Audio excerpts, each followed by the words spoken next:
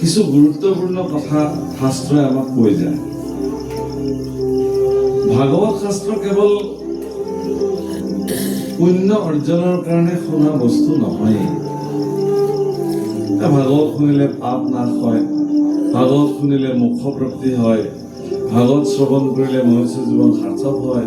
অকল সেয়াই নহয়, ভাগৱত শুনিলে ভাগৱতে যিবোৰ কথা কৈ যায় সেইবিলাক আমাৰ নিচিনা মনুষ্যসকলৰ জীৱনত অনুকৰণীয়। গতিকে সেইকাৰণে মই বহুবাৰ কৈছো যে ভাগৱত দৰাচলতে জীৱন শাস্ত্ৰ, অৰ্থাৎ আমি কেনেকে জীৱন নিৰ্বাহ কৰিব লাগে তাৰ এক তথ্য ভাগৱতে প্ৰদান কৰে। মই এটা গুৰুত্বপূৰ্ণ কথা কৈ আছো, কি যে স্বয়ং ভগৱান কৃষ্ণৰ বংশধৰ হোৱাৰ পিছতো ক্ষমতাৰ অপপ্ৰয়োগ কৰাৰ হেতুকে ভগৱান কৃষ্ণই নিজৰ বংশকো সাৰি যাব দিয়া নাই, যে ইহঁতক লৈ যাব লাগে। গতিকে ঋষিৰ শ্ৰীমুখে ওলালে বাক্য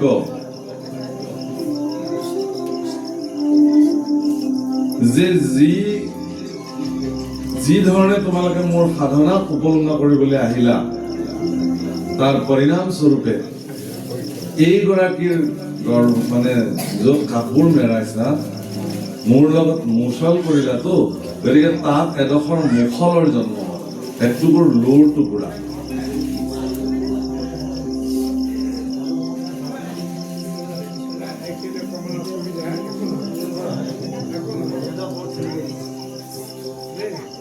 কিবা অসুবিধা বা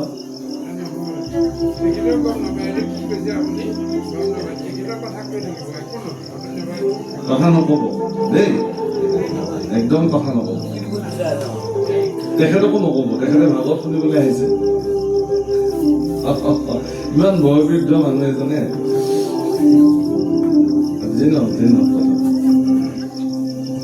বাৰু যিয়ে নহওক, তেওঁ কৈছে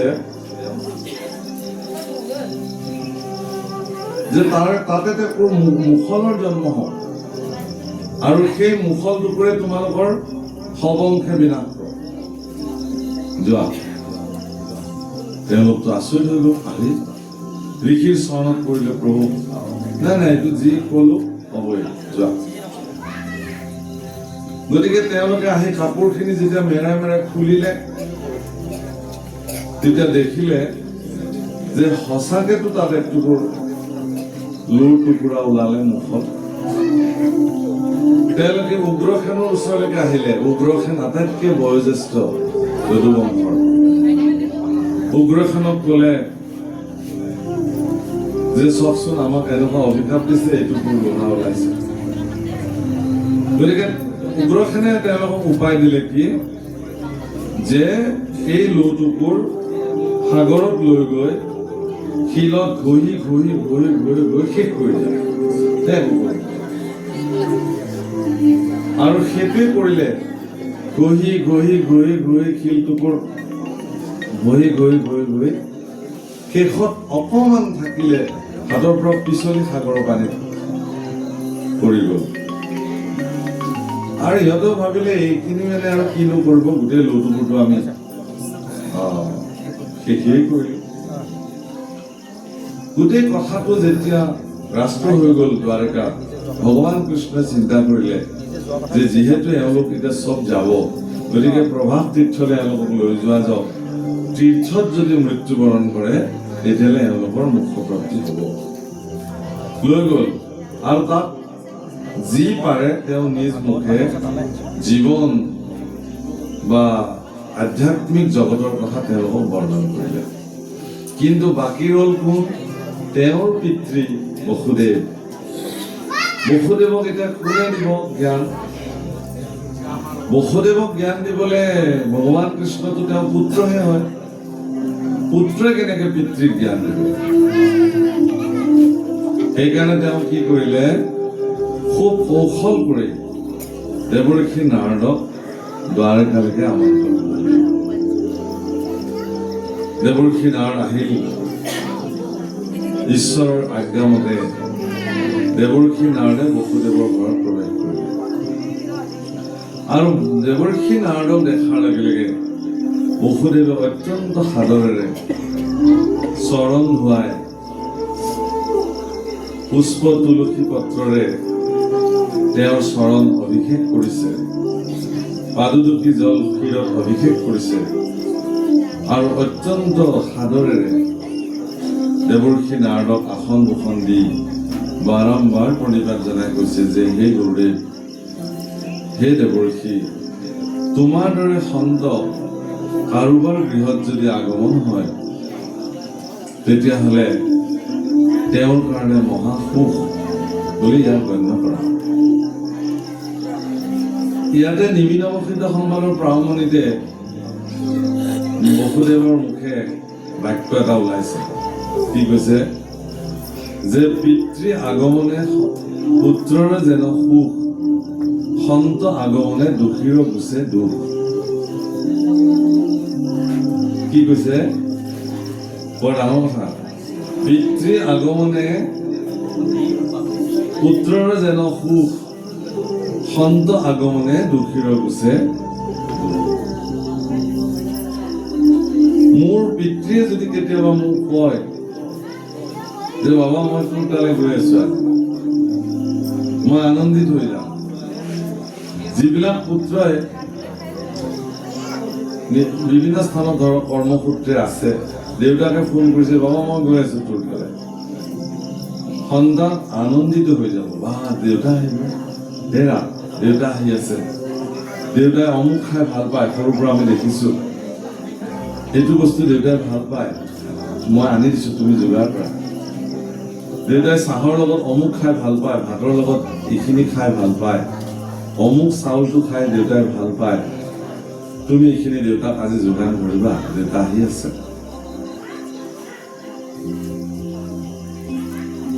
ল'ৰা ছোৱালীকেইটাকো কৈছে ককা আহি আছে তোমালোকৰ, ককাক কেইদিনমান যাবলৈ নিদিবা, যাবলৈ ওলালেও যাব নিদিবা, ধৰি ৰাখিবা।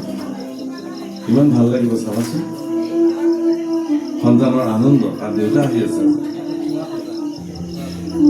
কিন্তু ইয়াৰ ভিতৰত বেটেৰীকে যদি এইটো হয় বোলে হেৰা ডাঙৰ কথা হ'ল নহয়, বুঢ়া এতিয়া আহিবলৈ লৈছে, সেই বুঢ়া বা কেইদিনলৈ আহে, বেছি দিন ৰাখিব নোৱাৰো দেই, এইবিলাক মই ভেজাল সহ্য কৰিব নোৱাৰো।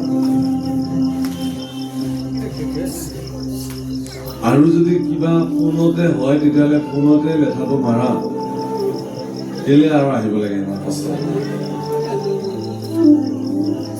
যদি এইটো হৈছেগৈ, মহাপুৰুষ গুৰুজন যদি আজিৰ তাৰিখত এই বাক্য লিখিলেহেঁতেন, নিশ্চয় এইটো বাক্য নিলিখিলেহেঁতেন।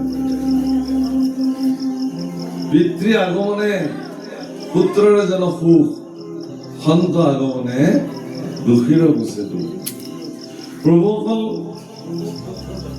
মাতৃৰ ভূমিকা অবৰ্ণনীয়। মাতৃৰ ত্যাগ আমি কোনেও বৰ্ণন কৰিব নোৱাৰো। ঠিক আছে, 10 মাহ 10 দিন গৰ্ভ ধাৰণ কৰি জীৱন মৰণৰ যুঁজ এখনত যুঁজি মাতৃসকলে সন্তানবিলাকক জন্ম দিয়ে। অকল জন্ম দিয়ে দায়িত্ব শেষ নহয়, পালন পোষণ, বেমাৰ আজাৰ সকলোতে একোটা ৰাতি সন্তানৰ শৰীৰৰ অসুস্থতাৰ কাৰণে কিমান নিশা মাকে উজাগৰি কটাব লগা হৈছে তাৰ কোনো হিচাপ নাই। মাকবিলাকে জানে, পিতৃয়ে জানে কিমান ৰাতি সন্তানৰ কাৰণে তেওঁলোকে উজাগৰি কটাইছে। গতিকে মাকৰ কথা আমি থলো ইমানতে, কিন্তু পিতৃৰ ভূমিকা মইতো ভাবো যে সমাজত মাকবিলাকৰ চিত্ৰ যেনেকে মমতাময়ী হিচাপে এখন চিত্ৰ সমাজে অংকন কৰে, পিতৃবিলাক কিন্তু সেইখন চিত্ৰৰ পৰা পৰি যায়। পিতৃৰ ভূমিকা সম্পৰ্কে সমাজত খুব কম আলোচনা। কিন্তু মই আজি আপোনালোকক কওঁ, আজি যদি মোৰ পিতৃৰ কৃপা মোৰ শিৰত নহলহেঁতেন, পিতৃৰ পৰা যদি মই প্ৰয়োজনীয় সংস্কাৰখিনি নাপালোহেঁতেন, পিতৃৰ উচ্চাকাংক্ষা আৰু আশীৰ্বাদ যদি মোৰ শিৰত নহলহেঁতেন, হয়তো মই আজি এখন আসনত বহিবৰ যোগ্য নহ'লো। এইটো সম্ভৱ হৈছিল মোৰ পিতৃৰ কাৰণে।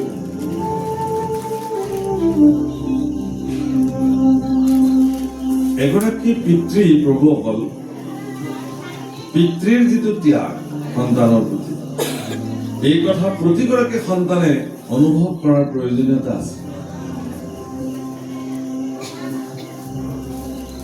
এটা ভাল ধুনীয়া চোলা ধুনীয়া কাপোৰ এযোৰ পিতৃৰো পিন্ধিবলৈ মন যায়। গতিকে বজাৰত যেতিয়া দেখে যে এই চোলাটো বৰ ভাল লাগিছে, মই লওঁৱে নেকি, মোৰ চোলাটো বহুত দিন হ'ল সলোৱা নাই। কিন্তু চোলাটো কিনিবলৈ হাতখন গ'ল, চোলাটো চালে, চাই আকৌ মনতে ভাবিলে বিহুটো আহি আছে, ল'ৰা-ছোৱালী হাললে নিয়াই ভাল, মই পিছতে লম আৰু এই বুলি নিজৰে চোলাটো নিকিনি সেই টকা শিকাৰে সন্তান হাললে চোলা কিনি আনিলে, নতুন চোলা, আৰু আনি ঘৰত ক'লে, আহা তোমালোকৰ কাৰণে কি আনিছো চোৱা। আৰু পিতৃৰ হাতৰ পৰা টোপোলা কেইটা লৈ সন্তানে চোলা কেইটা পিন্ধি যি ধৰণে আনন্দত জঁপিয়াব ধৰিলে, পিতৃৰ চোলা পিন্ধা হৈ গ'ল। আহা হৈ গ'ল আৰু মই পিন্ধি, হয়নে নহয় বাৰু কথাটো? সাংসাৰিক ক্ষেত্ৰত, সামাজিক ক্ষেত্ৰত, নিজৰ উপাৰ্জনৰ ক্ষেত্ৰখনত পিতৃয়ে কিমান মানুহৰ গালি খাবলগীয়া হয়, বেয়া কথা শুনিবলগীয়া হয়, জীৱন জীৱিকাৰ কাৰণে কত কষ্ট সহিবলগীয়া হয়। গতিকে দিনটোৰ সেই ভাগৰ দুখৰ কষ্ট, মানুহৰ তেজনাময় কথা, সেইবোৰ সব হজম কৰি ঠিক ঘৰত সোমোৱাৰ আগে আগে সন্তান সন্ততি হালৰ সন্মুখত দেউতাকে নিজৰ দুখটো প্ৰকট নকৰাকে কেনেকে তেওঁ এজন ভাল অভিনেতা হৈ সোমাব পাৰে সেইটো যত্ন কৰে। সন্তানে গম নাপাওক মই যে তাহাঁতৰ কাৰণে ইমান কষ্ট কৰিছো, হাঁহি হাঁহি সোমাব, কোলাত ল'ব, চুমা খাব, বাবা ঠিকে আছে, দেউতাটো ঠিক নহয়। যদি সংস্কাৰী সন্তান হয়, পিতৃ ঘৰত সোমোৱাৰ লগে লগে এগিলাচ পানী যাচিব, জোতাযোৰ খুলি দিব, ল'ৰা ছোৱালীয়ে চোলাটো গাৰ পৰা খুলি ৰদাই দিব, ধুই দিব, দেউতা তোমালৈ পানী চবৰ সকলো দিছো, তুমি গাটো তিয়াই লোৱা। সংস্কাৰী সন্তান। কিন্তু প্ৰভুসকল, এখন ব্যতিক্ৰম ছবি যেতিয়া কোনোবা সন্তানৰ তাতে